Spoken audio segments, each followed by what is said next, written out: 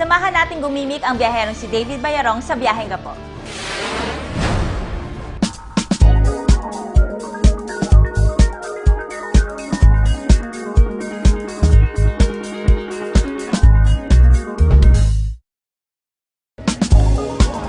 Sa haba nitong Magsaysay Drive at sa dinami-dami ng pwede mong puntahan dito, nandito tayo ngayon sa Ambience Nightlife para malaman kung gaano kasaya mag-disco rito.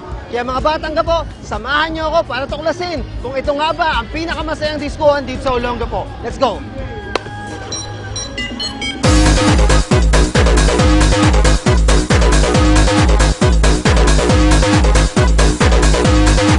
Dahil kilalang-kilala ang Olongapo City sa nightlife, iba't ibang disco, club at entertainment ang makikita mo sa famous Magsaysay Drive. At isa na rito ang Ambience Nightlife Disco. Nag-start yung construction 2011. Pero yung konsepto na magbukas ng club was 2010. I think it's the word itself. Ang gusto kasi ni boss mag-provide ng club that is not present sa Olongapo. No?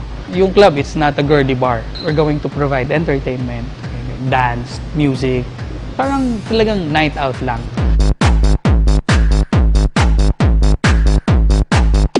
Few words in us, one, value for your money. Yung mga prices namin, hindi iba-iba. Consistent lang siya. We are one of the cheapest beers or cheapest cocktails or shooters in town. Pangalawa nga, yung sinasabi ko sa iyo, ambience. Tapos, customer service. I'll make it sure na yung mga staff, maganda yung pakikitungo sa mga customers. Very important yung customer service. So, customer service, ambience, saka value for your money. Halina at sulitin ang kanilang unlimited beer mula Sunday to Friday, 8 p.m. to 10 p.m. for only 100 pesos. Ano pa hinihintay nyo? Tara na at makiparty sa Ambience Nightlife Disco. Ibang klase talaga ang pag-ibig din sa Olongapo at pinatunayan yan ng Ambience Nightlife.